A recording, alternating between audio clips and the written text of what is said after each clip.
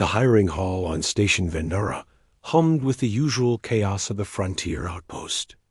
Dozens of species mingled in the cavernous space, their various forms creating a tapestry of colors and sounds that would have overwhelmed anyone unfamiliar with galactic diversity.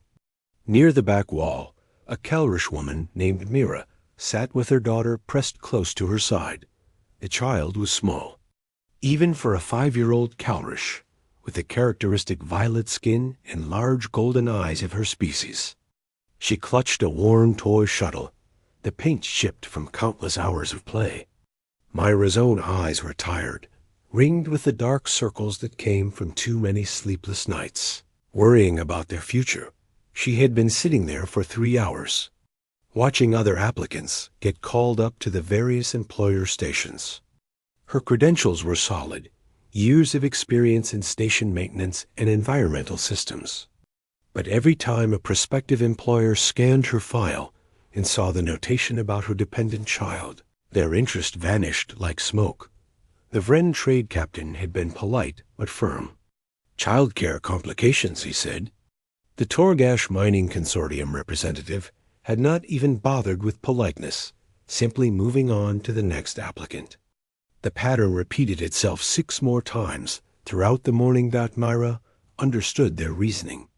Single parents were considered risky hires in most galactic cultures. They might need sudden time off. They might be distracted. They represented an unknown variable in the carefully calculated equations of commerce and industry. Logic, cold and merciless, dictated that someone without such complications made a better investment.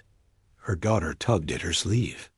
The child was hungry, but Mira had already spent most of their remaining credits on the shuttle tickets to this station. She had gambled everything on finding work here, and that gamble was failing. A human walked past their bench, then stopped and backtracked. He was tall by galactic standards, with brown skin and close-cropped hair starting to show gray at the temples.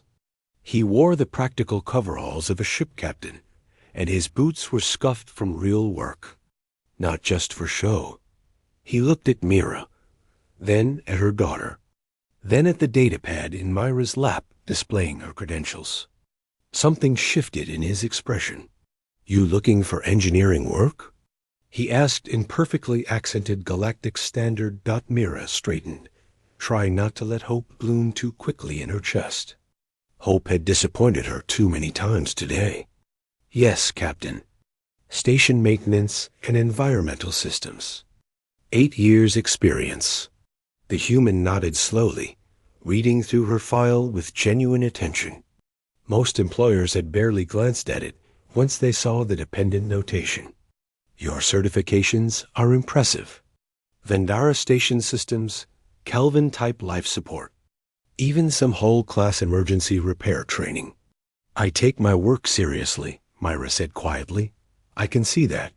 The human crouched down to eye level with her daughter. "What's your name, little one?" The child looked at her mother for permission, then whispered, "Kira." "That's a beautiful name." "I'm Captain Ross. I run a cargo hauler called the Morning Star." He smiled, and it reached his eyes in a way that seemed genuine. "Do you like spaceships, Kira?" The girl nodded enthusiastically, holding up her battered toy shuttle.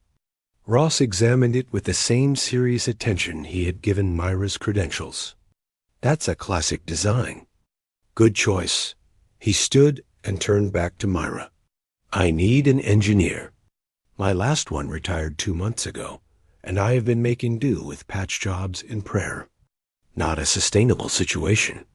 The pay is standard guild rate, plus a performance bonus. You would have your own cabin, and there is a spare adjacent cabin that would work for your daughter." Myra felt her throat tighten. "Captain, I must be honest. I have a child, as you can see. That means complications. If she gets sick, if there are emergencies."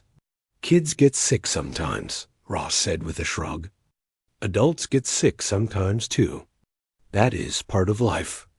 We work around it. Other employers have found that unacceptable."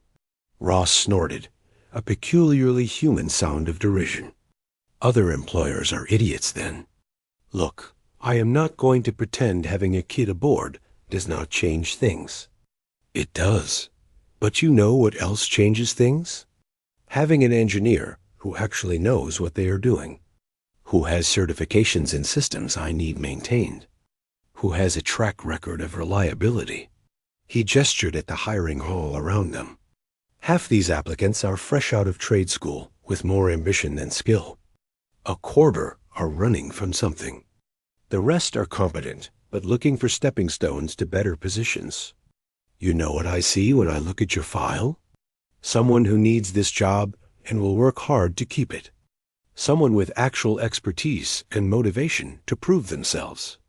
That is worth more than a theoretically uncomplicated employee who might jump ship at the next port. Myra studied his face, looking for the catch. There was always a catch. Why would you take this risk? Ross sat down on the bench beside her, his voice dropping to something more personal. 20 years ago, I was washing dishes at a station cantina because no one would hire a human for deck crew positions. We were too new to the galactic community. Too unknown. Too risky, they said. A Calrish captain named Thrawn gave me a chance when no one else would. Taught me everything about running a ship. When he retired, he sold me the Morning Star at a price I could actually afford. He met her eyes directly. I learned something from Thrawn. The best crews are not built from perfect candidates. They are built from people who are given a chance and who appreciate that chance enough to earn it every single day. So here's my question. If I hire you, will you be the best damn engineer I could ask for? Yes. The word came out fierce and immediate. I will make your ship run like it just came out of the shipyard. Then you are hired. Ross stood and extended his hand in the human gesture of agreement. We leave in 2 days. That gives you time to settle your affairs here and get packed.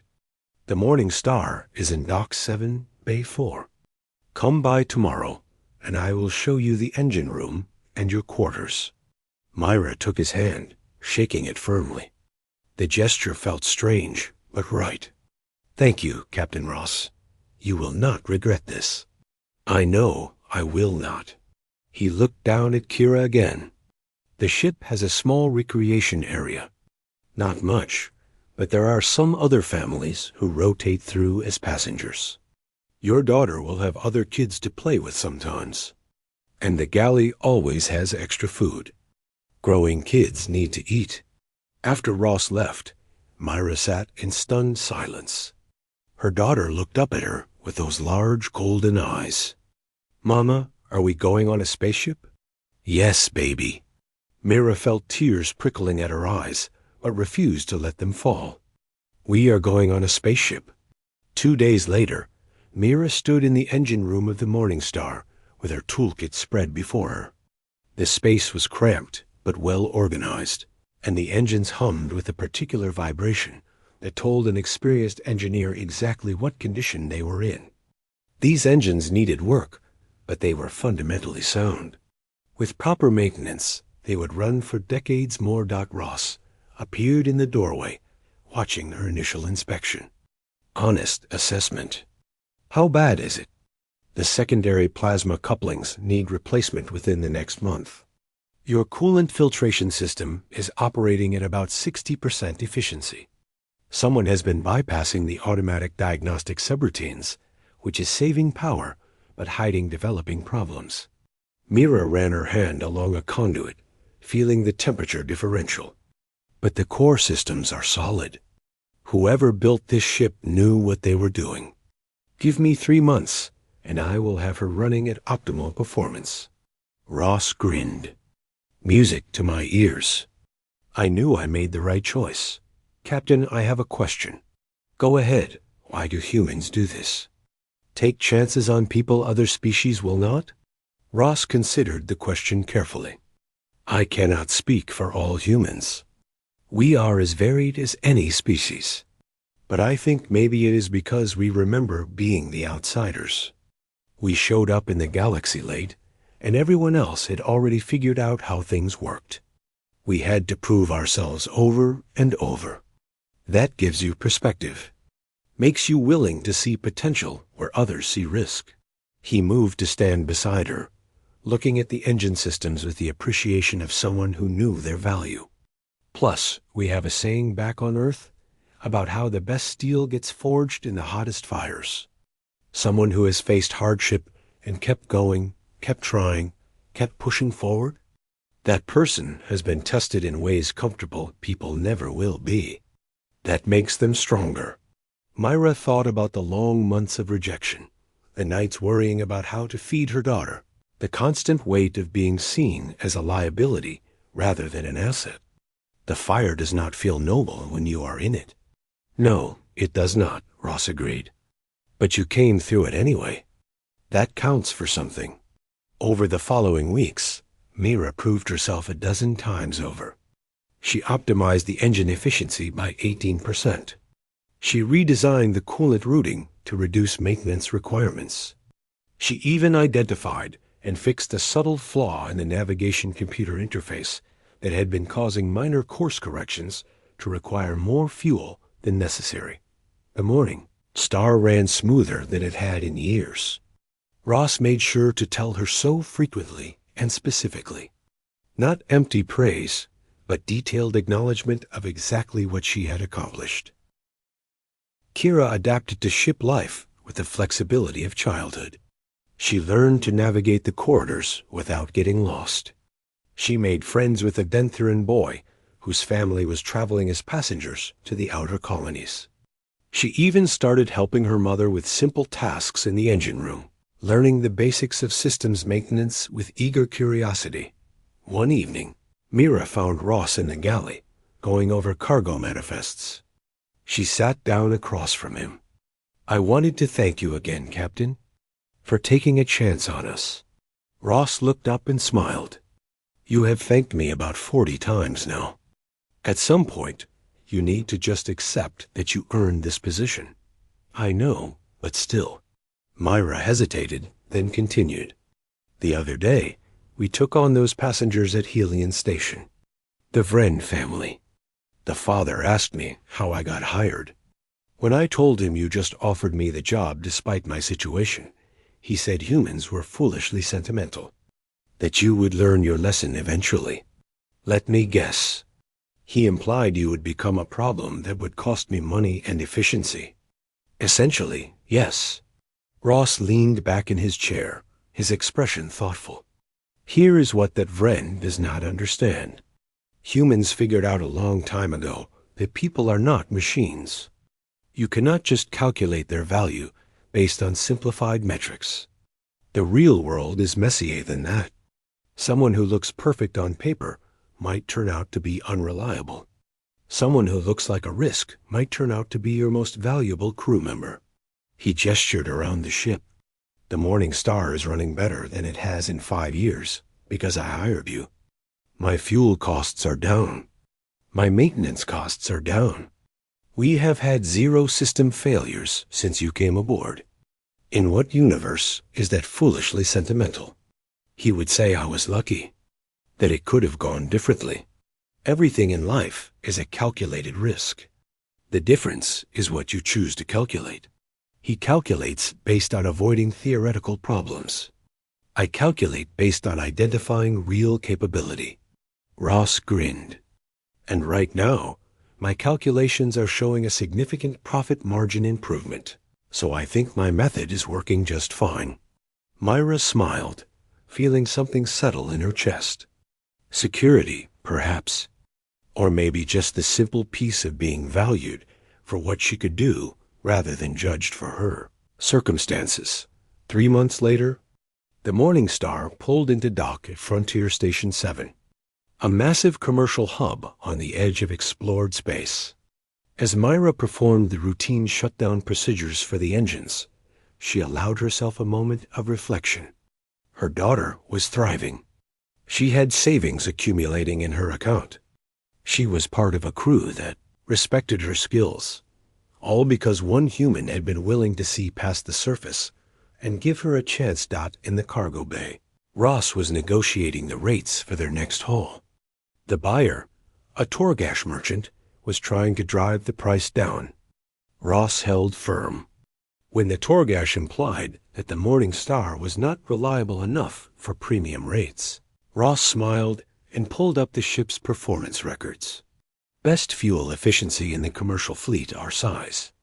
0 missed delivery windows in the past 3 months. Perfect maintenance record. I have the engineer to thank for that. You want reliability? You are looking at it. The Torgash grumbled, but agreed to Ross's price.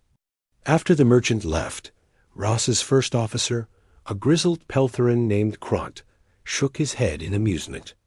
You could have mentioned the engineer you're bragging about is the single mother everyone else rejected at Vendara Station. Why would I mention that?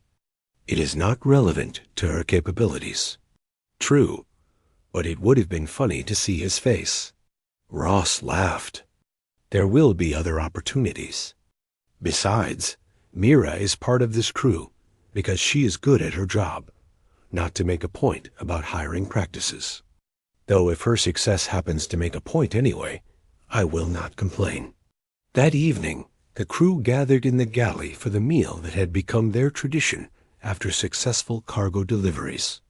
Myra sat with her daughter on her lap, surrounded by the diverse beings who had become something like a family. The conversation flowed in multiple languages, jokes and stories mixing with practical discussions about their next destination. Kira tugged on her mother's sleeve. Mama, are we going to stay on this ship forever? Myra looked around the table, at the faces that had welcomed them, at the captain who had given them a chance when no one else would. I hope so, baby. I really hope so. Ross raised his glass in a toast. To the Morning Star and her crew. May our engines run true and our course be steady. The crew echoed the toast in a dozen different languages and customs. Myra raised her own glass, feeling the weight of gratitude and the longing settle warm in her chest dot in a galaxy that often ran on cold calculations of profit and efficiency. Sometimes the most valuable thing was someone willing to bet on potential rather than guarantees. The human had understood that, and in understanding it, he had changed 2 lives forever. The Morning Star lifted from dock the next morning, her engines running smooth and strong, carrying her crew toward whatever the frontier would bring next. In the engine room, Mira monitored the systems with practiced expertise, her daughter playing quietly in the corner with her toy shuttle. Above them, Captain Ross guided his ship through the navigation lanes with steady confidence. Sometimes, the greatest strength was not avoiding risk, but knowing which risks were worth taking. The human way, it seemed, was to believe in people even when the calculations said otherwise. And sometimes, just sometimes, that faith was rewarded with loyalty, skill, and dedication that no equation could predict. The universe was vast and often unforgiving. But within the hull of one cargo ship, a small family had found a home, and a captain had found the engineer his ship deserved. That was enough. More than enough. It was everything.